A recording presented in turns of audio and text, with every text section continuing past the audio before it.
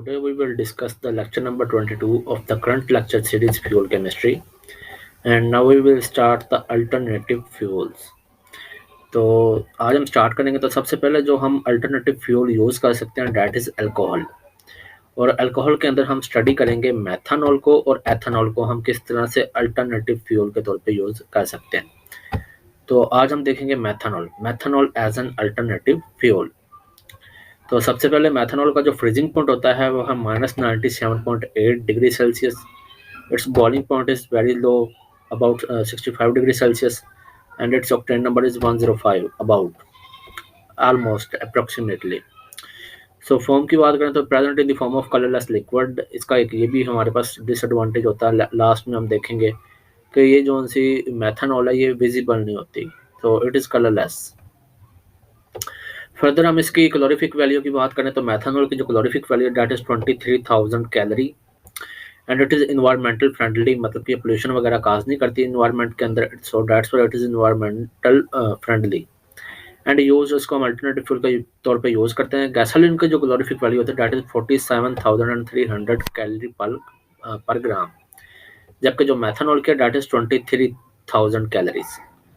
तो इसको हम यूज़ कर सकते हैं फॉसल फ्यूल पे, लेकिन फॉसल फ्यूल जो सा होता है हमें पता है कि जो गैसोलीन होती है इसको हम फॉसल फ्यूल के तौर पे यूज़ करते हैं, but it is not the environmental friendly, क्योंकि इसमें कार्बन मोनोऑक्साइड की प्रोडक्शन होती है। नेक्स्ट हम इसका अगर पर्पस देखें कि हम मेथनॉल को अल्टरनेटिव फ्यूल पे यूज़ कर रहे हैं, एक तो ये एनवायरमेंटल सेफ है और उसके अंदर फॉसल फ्यूल का यूज़ नहीं है। These two are the basic purposes that we are using the methanol as an alternative fuel. Next, how we can prepare the methanol. तो इसके हम तरीके देखेंगे। तो सबसे पहला जो सा मेथड है कि जिसके ज़रिए हम मेथनॉल को प्रिपेयर कर सकते हैं, प्रोड्यूस कर सकते हैं, तो that is a destructive distillation of would. कि जो वुड होती है इसके अंदर हम मोस्टली यूज़ करते होते हैं जो वुड जो सी होते हैं डैट इज़ अनयूजेबल, मतलब कि जो इस्तेमाल के काबिल नहीं है उसको हम यूज़ करते होते हैं। ठीक है, इसमें कौन कौन सी अनयूजेबल वुड में कौन कौन सी चीज़ें आ जाती हैं? Corn, wheat, sugar cane, cotton, furniture cutting, तो और उसके अलावा portion of plant that can not be eaten by us, उसके अलावा वॉलनट्स, पीनट्स, आलमंड्स, कवर। तो ये जितने भी हमारे पास चीज़ें होती हैं इनको हम यूज़ कर सकते हैं अनयूजेबल वुड के तौर पे। इनकी फिर हम डिस्ट्रक्टिव डिस्टिलेशन करवाते होते हैं और उसके ज़रिए फिर हम मेथनॉल को प्रोड्यूस कर सकते हैं। ठीक है, उसके अलावा जो सेकंड है वो हमारे पास ये है कि हम कार्बन मोनोऑक्साइड और हाइड्रोजन गैस को यूज़ करके मेथनॉल की प्रोडक्शन करवा सकते हैं। This is reaction is somehow exothermic reaction, and its del H जो इसकी इंथैल्पी है, जो हीट ऑफ रिएक्शन है that is -90.77 kilo joule per mole. Minus में इट मीन्स कि ये हमारा एक्सोथर्मिक रिएक्शन है जिसमें हीट प्रोड्यूस होती है। तो इस मेथड को हम यूज़ कर सकते हैं। जो कार्बन मोनोऑक्साइड और जो हाइड्रोजन का मिक्सचर होता है इसको हम बोलते होते हैं जनरली सिन गैस। इसको किस तरह से फर्दर हम यूज़ करते हैं इसको हम डिफरेंट स्टेप्स में देखेंगे। तो सबसे पहले तो ये हमारे पास सामने नज़र आ रहा है कि एक्सोथर्मिक है। ठीक है, एक्सोथर्मिक रिएक्शन है ये। उसके अलावा ये सेल्फ सस्टेन्ड प्रोसेस है। इसमें होता क्या है कि कोल जोन सी होती है जनरली हम उसको कोक में कन्वर्ट करते होते हैं, then water gas because fossil fuel is used. तो पहले कोल को कोक में देन वाटर गैस में कन्वर्ट करते होते हैं, लेकिन इस केस में हम फॉसल फ्यूल को यूज़ कर रहे हैं। हमारा जो अल्टरनेटिव फ्यूल वाली डिमांड है उसमें एक चीज़ फिक्स है कि हम फॉसल फ्यूल को यूज़ नहीं करेंगे अल्टरनेटिव फ्यूल को बनाने के लिए, क्योंकि अगर हम यूज़ करेंगे तो अगेन हम फॉसल फ्यूल पर डिपेंडेंट हो जाएंगे और जो हमारा अल्टरनेटिव फ्यूल वाली डिमांड है वो यानी कि पूरी नहीं हो सकेगी। So first convert sources in the coke and then water gas and process are carried out. Methane जो सी है, तो मीथेन से एक तो हम जो कार्बन मोनोऑक्साइड और हाइड्रोजन है इसको हम मीथेन यानी कि नेचुरल गैस से ऑब्टेन कर सकते हैं जब इसको वाटर के साथ रिएक्ट करवाते होते हैं। हमें कार्बन मोनोऑक्साइड और हाइड्रोजन गैस तो मिल जाएगी, but we are again dependent on natural gas यानी कि फॉसल फ्यूल्स।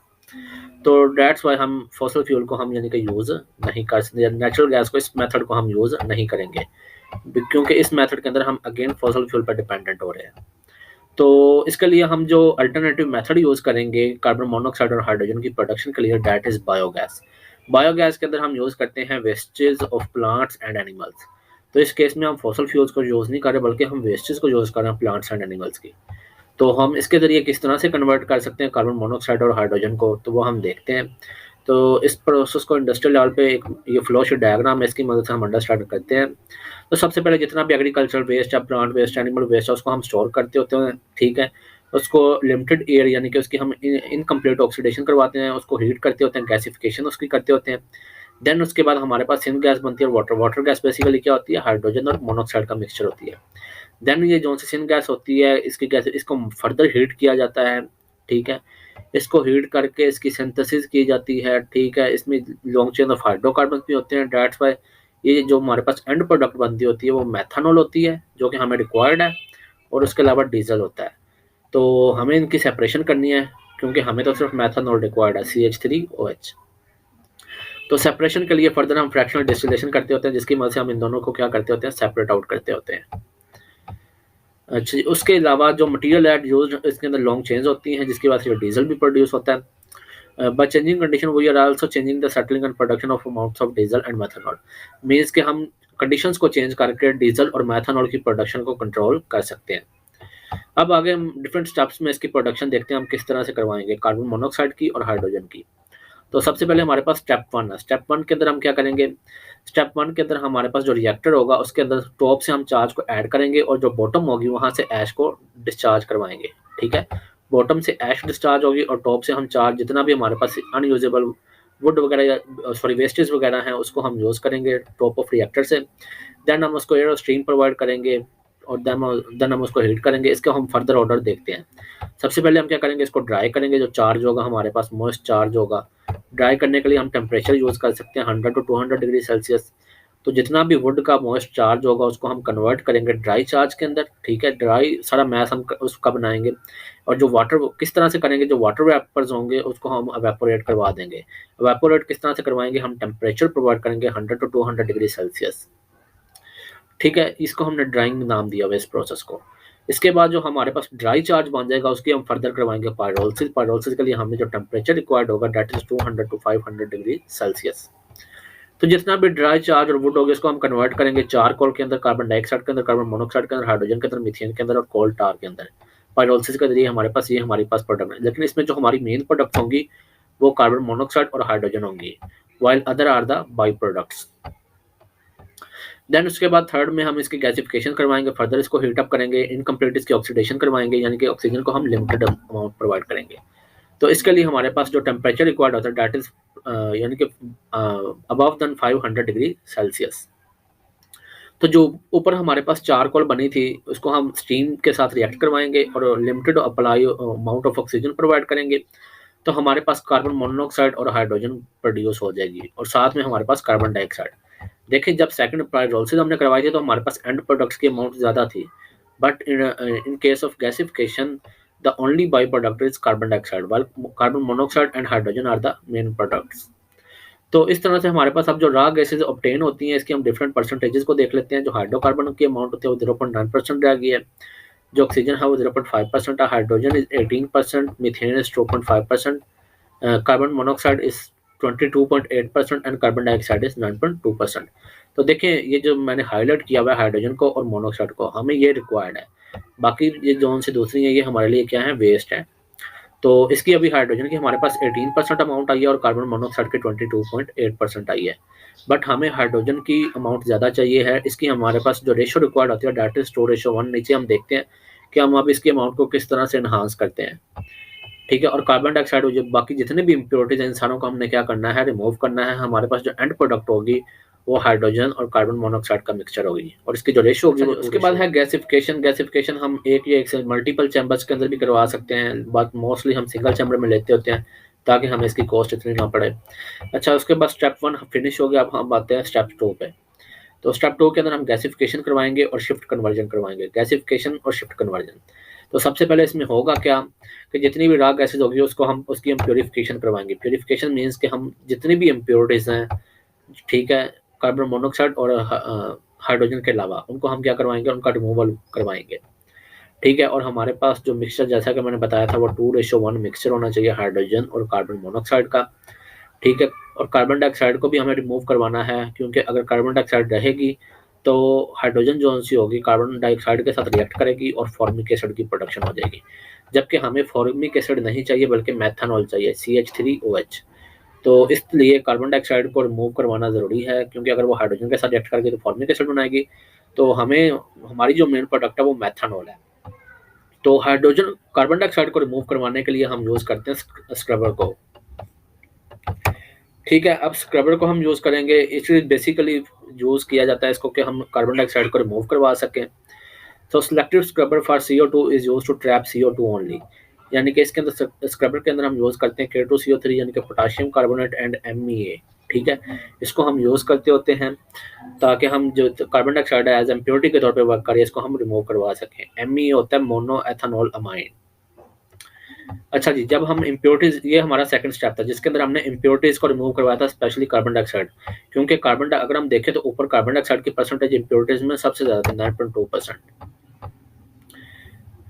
अच्छा जी, उसके बाद नेक्स्ट हम देखते हैं नेक्स्ट स्टेप 3 है। स्टेप 3 के अंदर क्या करेंगे, जो हमारा गैस होगी उसको हम कंप्रेस करेंगे to about 7 bar is a unit of pressure. तो उसके अंदर हम क्या करेंगे, इसके अंदर दो स्टेजेस होंगी। फर्स्ट स्टेज के अंदर हम क्या करेंगे, जो K2CO3 हो इसका हॉट सोल्यूशन लेंगे, गर्म सोल्यूशन, और इसको हम रिड्यूस करेंगे CO2 कंटेंट को टू अबाउट 300 ppm। ठीक है, यानी कि जो कार्बन डाइऑक्साइड होगी उसके कंटेंट को हम रिड्यूस कर देंगे टू अबाउट 300 ppm। तो KOH जो सा होगा वो कार्बन डाइऑक्साइड के साथ रिएक्ट करेगा और K2CO3 बना देगा and water. So due to its formation, इसकी फॉर्मेशन होने की वजह से कुछ कार्बन डाइऑक्साइड यहाँ पे यूटिलाइज हो जाएगी K2CO3 की फॉर्मेशन में। ठीक है, तो सेकंड स्टेज के अंदर हम क्या करेंगे, हम MEA को यूज़ करेंगे मोनो एथेनॉल अमाइन। इन दोनों को बेसिकली हमने देखा था कि हम स्क्रबर के तौर पे यूज़ करते होते हैं। ठीक है, K2CO3 को और MEA को, और ये स्पेशली यूज़ होते हैं कार्बन डाइऑक्साइड की रिडक्शन के लिए। ठीक है, तो उसके बाद इसको हम रिड्यूस करेंगे कार्बन डाइऑक्साइड कंटेंट को टू अबाउट 50 ppm।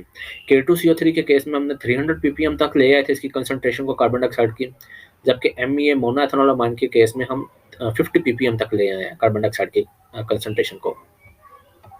ठीक है, तो इसका जिसको हम, जैसा कि हमने देखा कि स्क्रबर को हम स्पेसिफिकली यूज़ करते होते हैं सिलेक्टिवली कार्बन डाइऑक्साइड की प्रोडक्शन को, कार्बन डाइऑक्साइड का रिमूवल के लिए। इसके बाद स्टेप 6 है। स्टेप 6 के अंदर हम क्या करते हैं कि बाकी जितने भी इम्प्योरिटीज़ हैं उनको हम क्रायोजेनिक सिस्टम के थ्रू क्या करवाते हैं, उनको रिमूवल करवाते होते हैं। क्रायोजेनिक सिस्टम के अंदर बेसिकली हम क्या करते होते हैं, इसमें हम रिमूवल करवाते हैं on the basis of boiling point and freezing point separate. तो इन दोनों को की सेपरेशन की बेस पे, बॉइलिंग पॉइंट और फ्रीजिंग पॉइंट की बेस पे जितनी भी इम्प्योरिटीज़ होती हैं उन सारों का हम रिमूवल करवाते होते हैं। ठीक है, तो इसको हम गैस जितनी भी होगी हमारे पास रिमेनिंग, उसको हम क्रायोजेनिक सिस्टम से पास करवाएंगे ताकि वो जितनी भी इम्प्योरिटीज़ हैं, carbon dioxide, water vapours, methane, other hydrocarbon, carbon dioxide तो आल तक ऑलमोस्ट यानी कि स्क्रबर तक रिमूव हो चुकी होती है। अगर कोई इसका कंटेंट बाकी होगा तो वो यहाँ पे क्रायोजेनिक सिस्टम में रिमूव हो जाएगा। ठीक है, तो इस केस में जो क्रायोजेनिक सिस्टम होगा इसमें कार्बन मोनोऑक्साइड और हाइड्रोजन जोन सी होंगी वो रिमूव नहीं होगी, क्योंकि ये दोनों गैसेज जोन सी होती है लिक्विफाई नहीं होती। जबकि जो दूसरी गैसेज होंगी वो लिक्विफाई होकर सेपरेट आउट हो जाएंगी, जबकि जो हमारी मेन प्रोडक्ट्स हैं कार्बन मोनोऑक्साइड एंड हाइड्रोजन, ये दोनों लिक्विफाई नहीं होंगी और एंड प्रोडक्ट हमारे पास यही बचेगी। तो जब हम इसको क्रायोजेनिक सिस्टम को अप्लाई करते होते हैं तो हमारे पास जो एंड पे ये मिक्सचर बनता होता है, हाइड्रोजन की होती है 44% और जबकि कार्बन मोनोऑक्साइड की 56%। तो हमें जो रिक्वायर्ड है वो 2:1 रिक्वायर्ड है हाइड्रोजन और कार्बन मोनोऑक्साइड की एथेनॉल मेथनॉल को प्रोड्यूस करने के लिए। ठीक है, क्योंकि अगर हम मेथनॉल को देखें, एक्चुअली मेथनॉल में 4 हाइड्रोजन के एटम्स होते हैं और मोनोऑक्साइड का सिर्फ 1 एटम होता है। सो दैट्स वाई हमें हाइड्रोजन की परसेंटेज ज़्यादा चाहिए और कार्बन मोनोऑक्साइड की कम चाहिए, 2:1।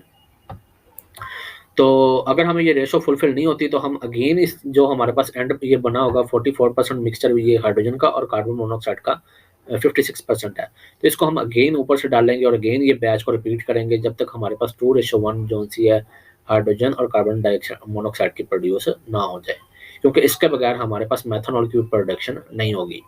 ठीक है, तो उसके बाद नेक्स्ट स्टेप है। नेक्स्ट स्टेप के अंदर हम क्या करेंगे, स्टेप 5 के अंदर हम क्या करेंगे, क्रायोजेनिक प्यूरिफिकेशन, इसको हम मजीद कंप्रेस करेंगे 28 बार पे फॉर शिफ्ट कन्वर्जन। ठीक है, इसके अंदर हम क्या करवाएंगे, कार्बन मोनोऑक्साइड रिएक्ट करेगी वाटर के साथ। ठीक है, कार्बन मोनोऑक्साइड को हम रिएक्ट करवाएंगे वाटर के साथ और वो अगेन कन्वर्ट हो जाएगी हाइड्रोजन में और कार्बन डाइऑक्साइड में।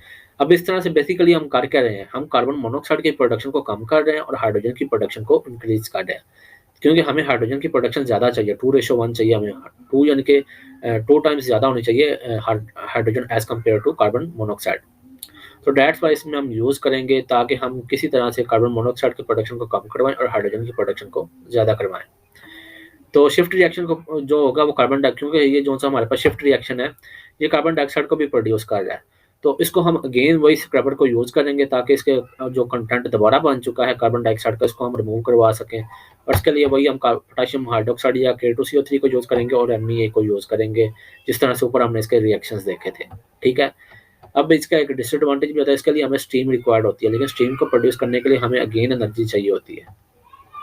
ठीक है। उसके बाद स्टेप 6 है। स्टेप 6 के अंदर क्या होगा, हमारे पास मेथनॉल प्रोड्यूस हो जाएगी, अबाउट 95% एफिशिएंसी इसकी हो जाएगी। सिन गैस, जैसा कि मैंने पहले बताया था, हाइड्रोजन और कार्बन मोनोऑक्साइड का जो मिक्सचर होता है इसको हम सिन गैस बोलते होते हैं। तो जो सिन गैस होती है इसको हम फर्दर कंप्रेस करते होते हैं 140 टू 280 बार्स। ठीक है। और मेथनॉल सिंथेसिस रिएक्टर में हम इसको पास करवाते होते हैं, तो हमारे पास 95% जो गैस होती है वो कन्वर्ट हो जाती है मेथनॉल में। और इसमें हम जो कैटलिस्ट यूज करते होते हैं that is zinc chromium catalyst. इसकी मौजूदगी में हमारे पास मेथनॉल की जो एफिशिएंसी हो जाती है वो अप्रोक्सीमेटली 95% तक रीच कर जाती है। जबकि जो सी अनरिएक्टेड गैसेज होती हैं वो सेपरेट हो जाती हैं और इसको हम रिसाइकल करके अगेन नेक्स्ट बैच के लिए यूज़ कर लेते हैं। ठीक है। तो ये थी सारी प्रोडक्शन मेथनॉल की। लास्ट में हम इसके कुछ एडवांटेजेस और डिसएडवांटेजेस को स्टडी करते हैं। तो एडवांटेजेस में देखें, सबसे पहले इसको हम यूज़ करते होते हैं in the formation of chemical, petrochemical, pharmaceutical and polymer industries as a starting material. तो इन चीज़ों की प्रोडक्शन के लिए हम स्टार्टिंग मटेरियल के तौर पे मेथनॉल को यूज़ करते होते हैं। उसके अलावा इसको हम सॉल्वेंट के तौर पे यूज़ करते होते हैं दूसरे केमिकल्स की प्रोडक्शन के अंदर। उसके अलावा कि मेथनॉल की ज़रूरत हमें क्यों है, क्योंकि जब भी फ्यूल प्राइसेस जो सी होगी वो बहुत ज़्यादा हो जाएंगी, तो जो मेथनॉल होगी इसकी जो प्रोडक्शन होगी, इसका जो इंटरेस्ट होगा वो बहुत ज़्यादा इंटेंस हो जाएगा, शिद्दत इख्तियार कर जाएगा। अच्छा जी, उसके बाद जो ब्लेंड होते हैं मेथनॉल के और गैसोलीन के, इसको हम फर्दर यूज़ करते होते हैं नॉकिंग को रिड्यूस करने के लिए और गैसोलीन के ऑक्टेन नंबर को इंक्रीज़ करने के लिए। ठीक है। तो ये तौर पे भी काम करता है। उसके अलावा जो मेथनॉल होती है इसको हम सॉल्वेंट के तौर पे यूज़ करते हैं manufacturing of biodiesel through transesterification. आगे बायोडीजल में हम देखेंगे, क्योंकि इसको भी हम यूज़ करते होते हैं अल्टरनेटिव फ्यूल के तौर पे। तो बायोडीजल के अंदर हम देखेंगे कि ट्रांस एस्टरिफिकेशन के अंदर किस तरह से हम मेथनॉल को यूज़ करते होते हैं for the production of biodiesel that is also used as an alternative fuel. उसके अलावा इसको हम डोमेस्टिक एप्लीकेशंस के अंदर भी यूज़ करते होते हैं। उसके अलावा जो ऑक्टेन इन्हांसर होता है जो कि मिथाइल टर्शरी ब्यूटाइल ईथर, इसकी फॉर्मेशन होती है, इसको हम यूज़ करते होते हैं एज एन ऑक्टेन इन्हांसर, यानी कि ये ऑक्टेन नंबर को इंक्रीज कर देता है। उसके अलावा अगर हम प्रेफरेंस के अंदर देखेंगे, अगर हमारे पास डील करना हो पेट्रोल को और मेथनॉल को, तो हम किसको प्रेफर करेंगे? जो गैसोलीन इंजन होता है इसको हम इजीली शिफ्ट कर सकते हैं मेथनॉल इंजन के अंदर। ठीक है। तो मेथनॉल को we can replace it with the gasoline. अगर हम दोनों में देखें तो मेथनॉल इसमें less cost of energy production है और उसके अलावा ये क्लीनलीनेस प्रोसेस है, मतलब कि इसके अंदर हमारे पास जो इन्वायरमेंटल फ्रेंडली है, पोल्यूशन की प्रोडक्शन नहीं होती। मेथनॉल जोन सा होता है इसमें लो चांसेस होते हैं of converted into carbon monoxide, जबकि अगर हम देखें उसको पेट्रोल को, तो उसके अंदर कार्बन मोनोऑक्साइड की प्रोडक्शन होती है जो कि हमारे लिए हार्मफुल है। तो दैट्स वाई इस केस में अगर हम देखें तो मेथनॉल जोन सी है वो ज़्यादा एडवांटेज है, क्योंकि ये इन्वायरमेंटल फ्रेंडली है। इसके अंदर कार्बन मोनोऑक्साइड को हम यूज़ कर रहे हैं रादर देन इट्स प्रोडक्शन। ठीक है। एग्जिट में नहीं जा रही कार्बन मोनोऑक्साइड, बल्कि हम इसको यूटिलाइज कर रहे हैं मेथनॉल की फॉर्मेशन के अंदर। बल्कि इस केस में मेथनॉल के केस में हमारे पास कार्बन डाइऑक्साइड बनती होती है, और जो कार्बन डाइऑक्साइड है ये हमारे पास, यानी कि अगर ये लो कंटेंट में, तो ये हमारे लिए हार्मफुल नहीं है, ये जस्ट टेम्परेचर को इंक्रीज करती है, ग्लोबल वार्मिंग के अंदर इन्वॉल्व होती है। अदरवाइज कार्बन डाइऑक्साइड का कोई भी डिसएडवांटेज नहीं है। तो इसका दूसरा एडवांटेज ये है कि हम जो फॉसल फ्यूल है उसके डिपेंडेंस को रिप्लेस करना चाहते हैं। हाई वॉल्यूमेट्रिक पावर डेंसिटी, जिसकी वजह से लो ट्रांसपोर्टेशन एंड इजी स्टोरेज। अच्छा, इसके कुछ डिसएडवांटेजेस भी हैं मेथनॉल के। सबसे पहले कि it is very toxic and fatal if taken internally. ठीक है। अगर हम इसको इनटेक कर लेंगे बॉडी के अंदर तो ये टॉक्सिक होगी, ये fatal, it can also cause the death. उसके अलावा ये क्रोजन काज करती है, क्योंकि इसकी जो नेचर बाय नेचर जो मेथनॉल है ये एसिडिक है, हमारे पास अल्कोहल है, तो that's why it is acidic in nature and it cause corrosion. उसके अलावा जैसा कि मैंने ऊपर भी बताया था कि जो मेथनॉल के फ्लेम होते हैं वो विजिबल नहीं होते, वो इनविजिबल होते हैं। सो इसको हमें बड़ी केयर से यूज़ करना पड़ता है। अगर हम इसको विदाउट केयर यूज़ करेंगे it can cause the damage. ठीक है। तो एग्जांपल में स्पिरिट लैंप जो सा 80 to 90% मेथनॉल यूज इसमें प्रोडक्शन होती है, और प्लस इसमें कुछ इम्प्योरिटीज होती है। उसके अलावा इसका कोल्ड के साथ बड़ा लिंक होता है मेथनॉल का। क्योंकि cold starting difficulties with methanol, इसके जब मेथनॉल को हम यूज़ करते हैं तो इसके अंदर कोल्ड स्टार्टिंग डिफिकल्टीज भी आती है। अगर टेम्परेचर ऐसी जगह पे हम इसको यूज़ कर रहे हैं जहाँ पर टेम्परेचर बहुत ज़्यादा कम है, due to heat of vaporisation and low volatility, वहाँ पर वोलेटिलिटी बहुत लो होती है और जो हीट ऑफ वेपराइजेशन होती है वो बहुत ज़्यादा हाई होती है, क्योंकि वेपर्स की जो प्रोडक्शन होती है वो बहुत ज़्यादा हाई होती है। तो जिस तरह अगर हम अंटार्कटिका के अंदर देखें तो उसके अंदर जो टेम्परेचर है वो -50 डिग्री सेल्सियस है, तो वहाँ पे मेथनॉल को यूज़ करना बहुत मुश्किल है। ठीक है, तो ये थे कुछ disadvantages. So this is all about the methanol, how we can produce it, its advantages disadvantages. तो अगर आपका कोई क्वेश्चन हो तो आप कमेंट सेक्शन में पूछ सकते हैं। लेक्चर तक के लिए इजाज़त दीजिए। अल्लाह हाफिज़।